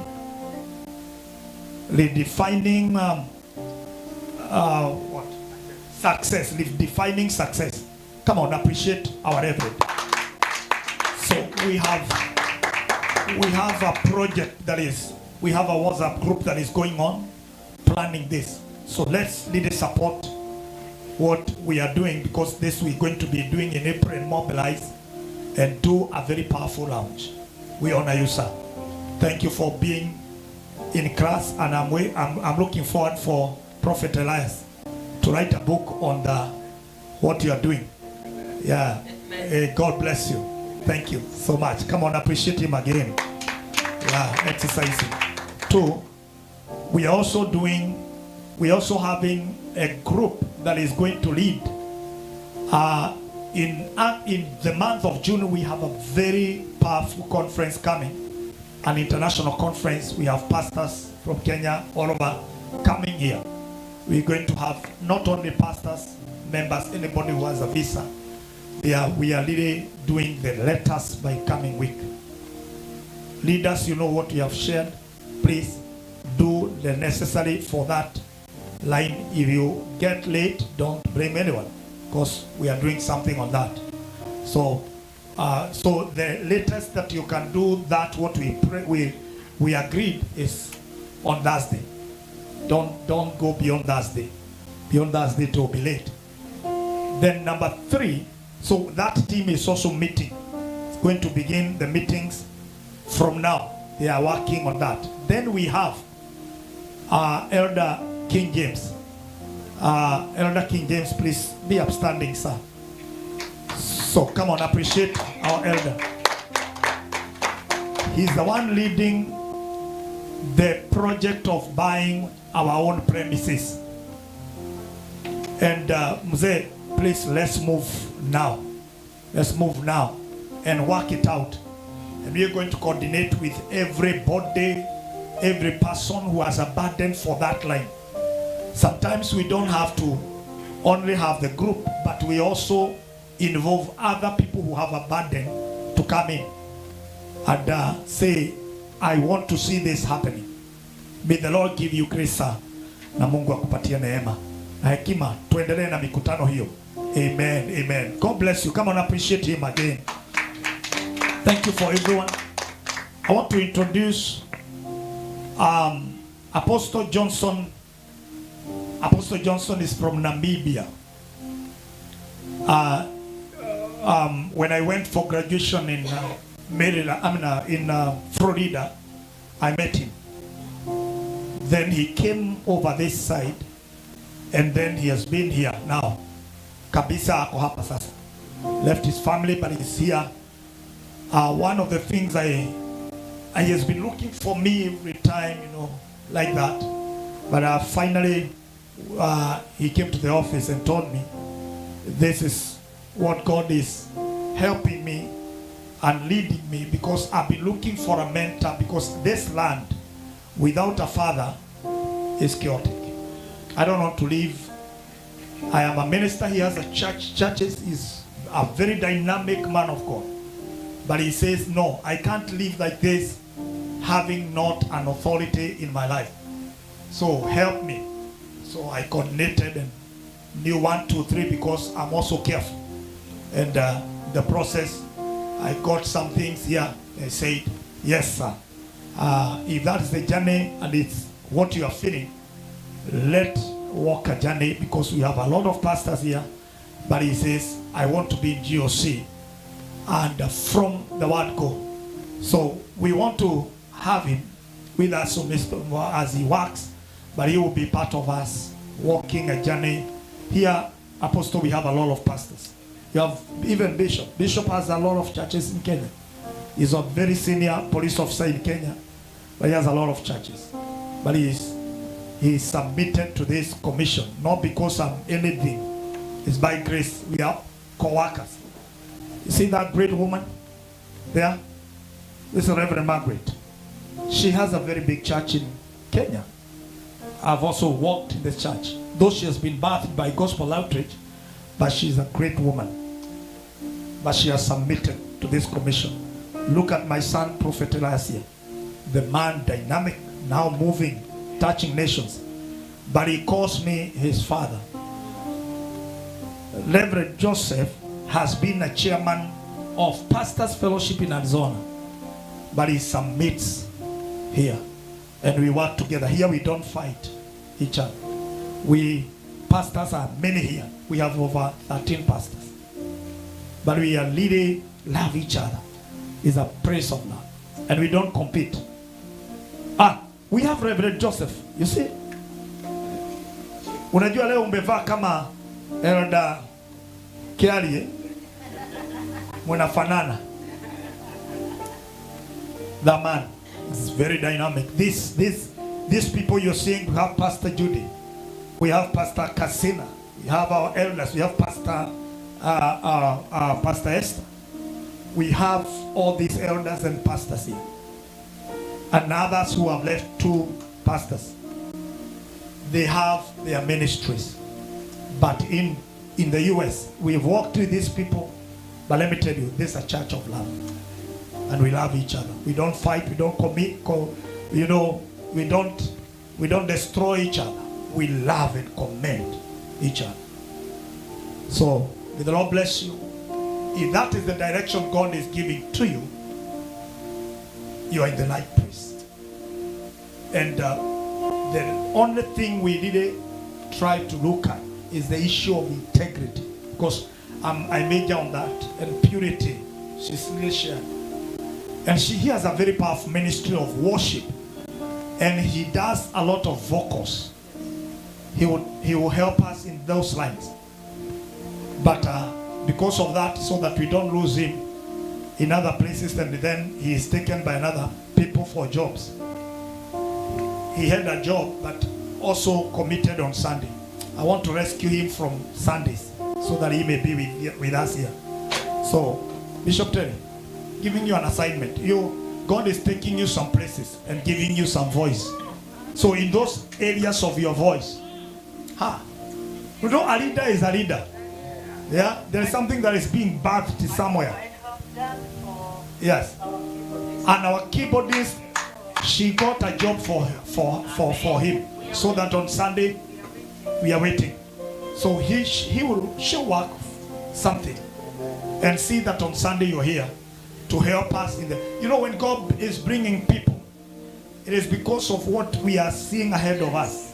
In the month of June, it will be glorious. And one of the things I admire, Apostle, is the excellency. Hallelujah. The excellency. Wow. Amen. The excellency. Muwivu ni ya nini? Unajua ni kitu ambacho ni. So you're going to teach me, and as I teach you some areas I know, but you also teach me on the excellency. Thank you, sir. So, with the joy of the Lord, put your hands together. We have, by the way, you see that man wearing glasses there? One of the greatest men in this land. That one is a professor of a university, a chancellor of a seminary. That man, Professor Githuku. That man is our own here. We have great men. You need to know us. You don't need to know people. That man is a great man. Yeah, and if you want to go to class, it's that man. It's that man. Yeah. And also we have that girl there. You see that lady sitting there. I think you passed through her class. I don't know if she taught you. That one. Our administrator, Anne Moy. She did it. She does a lot of, mentorship and training for all the caregivers. It's a blessing. We are blessed. Do you want to come and say hi? Because in the evening you will be vomiting fire here. I had him on Friday Kesha. By the way, on King James, during Kesha we were 8 men. 8 wazee ambao pia walikuwa na movie, mpaka nikakimbia na huko kutafuta kitu naweza vaa kichwa ni kuwe kama wao, because they were all like white. They are part of us, and they will be here even in the evening, in the afternoon service.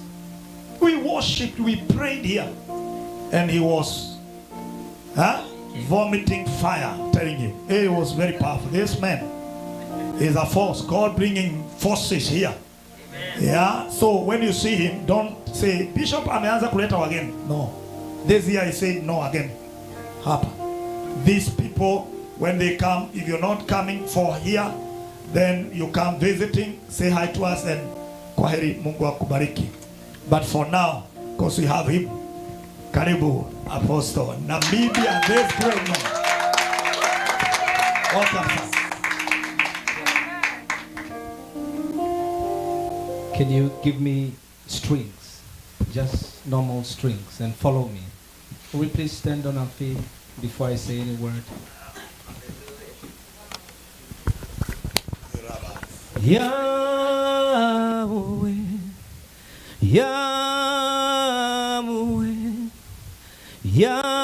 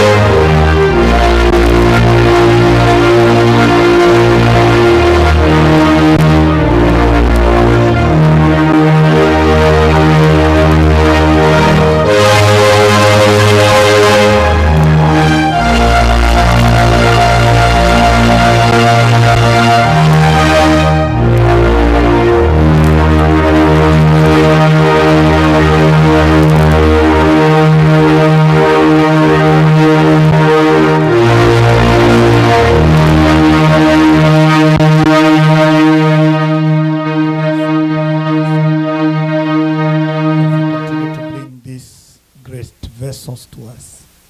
So the Lord, dear Father, we may improve in every area of our lives and be excellent. Thank you for your servant, Apostle Johnson. We receive him on this altar, and we pray that, God, you may use him, Father God, in whatever manner, Lord, and bless him.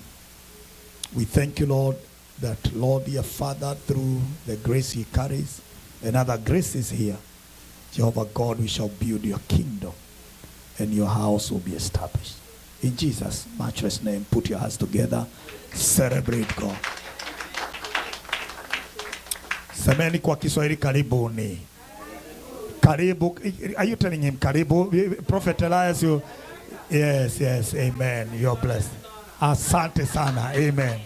Amen. We have people from all over. That is Cassandra from Haiti. Yeah, we have people from Zambia. We have everywhere. Amen. Be seated. God bless you. South Africa, they are here. Everybody. Kuja wendele. Bolibaji. Amen, amen.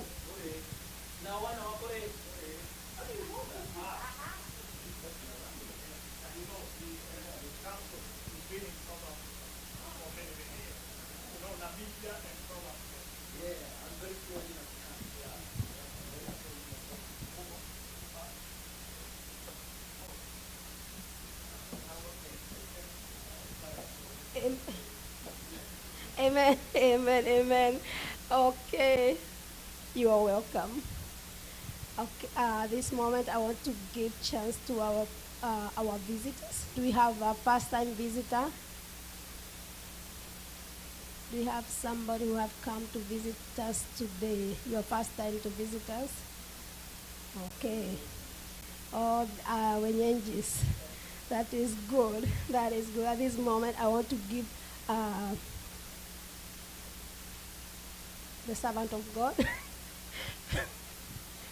King James, come to say hi to us. Okay. I'm sorry. Let me give the admin first.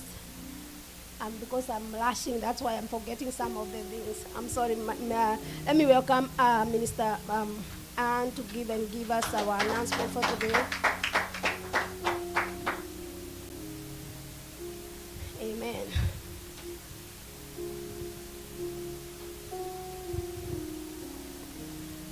Praise God. I'm here to give you the announcements. Welcome to Gospel Outreach Church, a church whose foundation is love and rescuing destinies. Today is the 8th day of February 2025, the first week of February, the year of 2025, the finale of the Law of Association for Divine Settlement. This began on Monday. So after last Sunday's communion and anointing service, we were ushered to Operation Change of Story, prophetic commitment mandate of 5 established souls from now up to the month of June. Pastor Grace began the challenge. We request everyone to pray and work hard to win at least 5 souls and bring them to church. Every Tuesday from 6 p.m. we shall be having life-changing deliverance classes led by Prophet Elias and out of the Cave Prophetic team. You are all welcome to be here. It will be held here in church on Tuesday at 6 p.m. And they already started the last Tuesday. So thanks to those who have been consistently logging in to daily Majira Neema, daily Zoom, Friday Kesha, Sunday services. We request you continue tuning in to and sharing Majira Neema program and Zoom link personally with even those who are not members, and also inviting many people in your circles and your family members from Monday through Sunday program throughout the week. Those that did not, if you still don't have your membership certificate, or if you're new and you want to join to be part of the membership, to be a part of member of this church, please, there is a form that we need to fill, and I'll help you do so. There is a lot of benefits that come with being a committed member of a church community. I know it might not be your first time, but you've been coming and you need to know more about the church, Gospel Outreach here in Seattle. You're welcome to make an appointment with our bishop, and you'll be able to be informed of the vision of the church and all other details. So if you're new and you've not had that chance, please do so, and you'll be also told about the membership as well. Weekly program summary: Monday through Friday, Majira and Emma, 9:30 to 11 a.m. Zoom every day, 9 p.m. to 10 p.m. On Friday, we have Kesha that starts from 9 to midnight. Wednesday and Thursday, prayers and fasting. During Zoom, will be for this coming Zoom, we'll be handling provoking divine intervention for divine settlement. The reflection reading today comes from 2 Peter 1:3. It reads, His divine power has given us everything we need for a godly life through our knowledge of Him who called us by His own glory and goodness. And that's it for the announcements. Thank you. God bless you, Minister Ann. And for those who are watching us online, thank you for joining us. We are glad you are here. You are glad you stayed with us. And I pray that you are blessed. And I pray that you have heard the word of God. And if you are there and you want to give your life to Jesus, the salvation of God is free for you. All you need is to look up and call upon His name. I know we have a number of this church at the bottom of your screen. Just call somebody, and somebody will answer you. If you are sick in your body, we speak healing over your body in the name of Jesus. If you are discouraged, if you have fear in your life, because nowadays people are living in fear, just call that number, and somebody will answer you. God bless you so much, and it's good to be to have you worshiping with us today, and I hope next week you'll be with us. God bless you so much. At this moment, I want to call King James to come and